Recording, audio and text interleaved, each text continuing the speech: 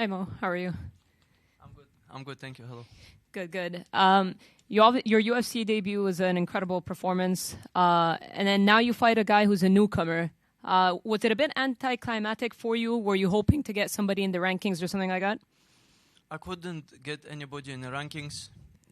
I don't think anyone accepted it, because I'm an unranked fighter, and Charles is a good opponent, LFA champion on UFC Fight Pass, and he's a good guy to beat.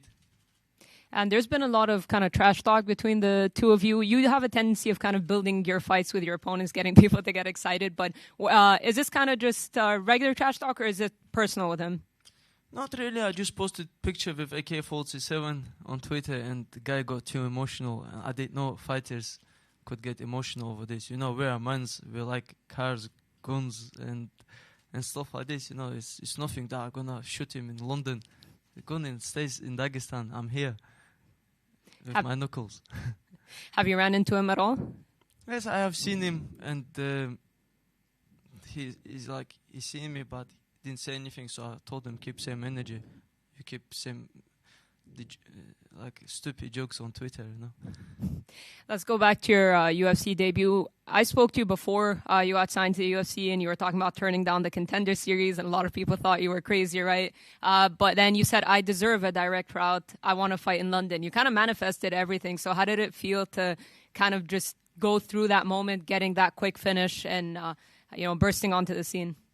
I always believed that I did amazing amateur career. I'm not talking because I'm some cocky guy, but by results I've done this, and I wasn't the guy to get on Contender Series. I deserve straight road to UFC with big hype and the skills behind the hype too, not just like I'm the best and let me fight, you know. But it's good that they give me chance to fight on UFC straight without Contender Series.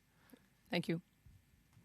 Yeah. Mo, how do you top that performance from your UFC debut? I mean, that couldn't have gone much better for you, right?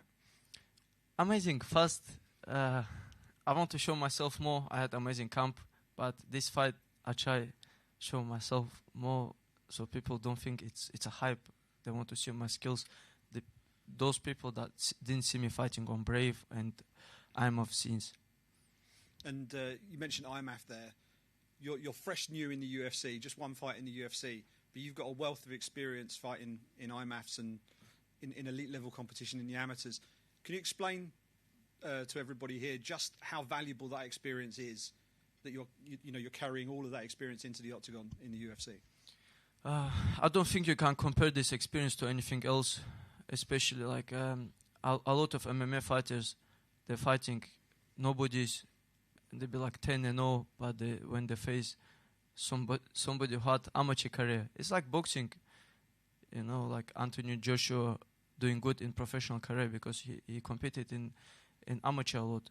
Lomachenko competed in amateur, so I think MMA is you have to start somewhere before jumping to professional, and the slower you build, the stronger you will be. I think, yeah.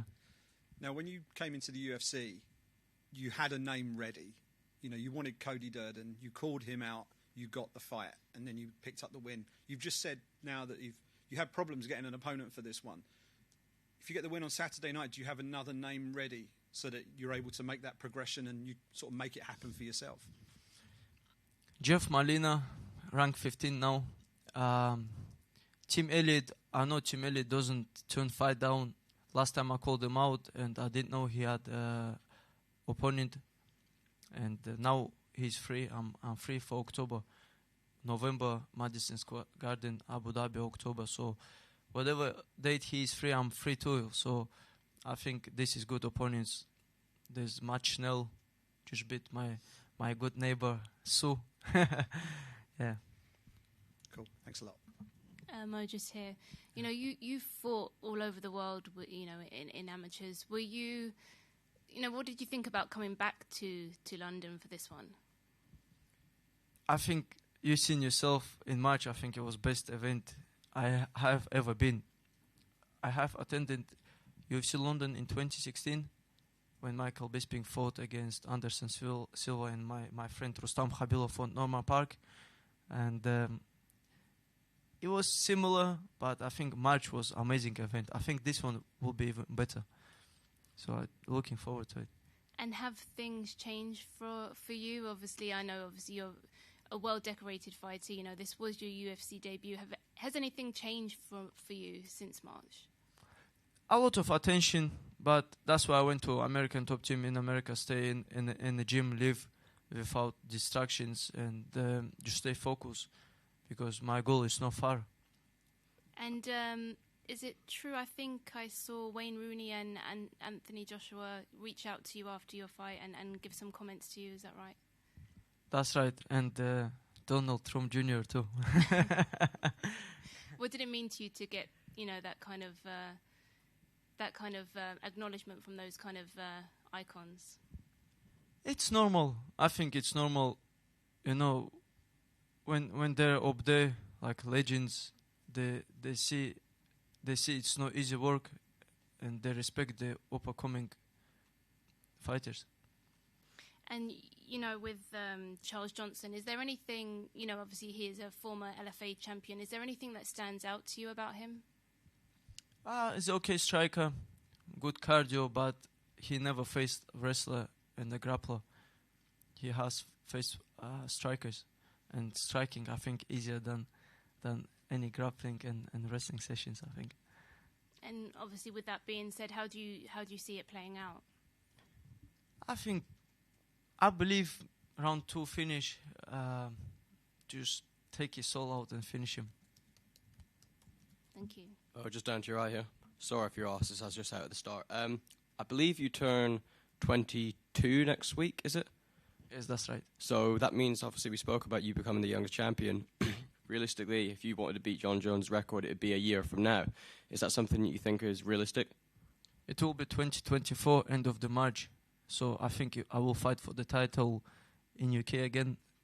So 2024, I've got pretty much time. Mm. And you spoke there about going to Bisping's fight in 2016. Obviously, you were here a few months ago. You're here again. You know, it's 6 years on from you watching the crowds, and now one could argue that you're, you know, one of the stars of the show. So what does it mean being in that same arena 6 years later? And it's something that you knew when you went to Bisping's fight? Some of what I knew? Is it like when you watched Bisping against Silva in 2016, did you kind of envision yourself being in the cage? Yes, of course. Of course. I think Stefan Struve also posted. I have told him I will be there soon, and I think he posted this after UFC London.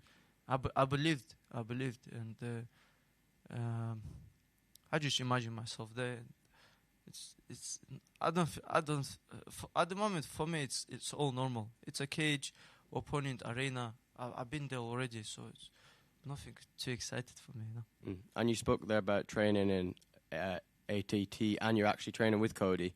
Is there any particular fighters that you know you were coached at by ATT that really gave you some good advice over there in Florida?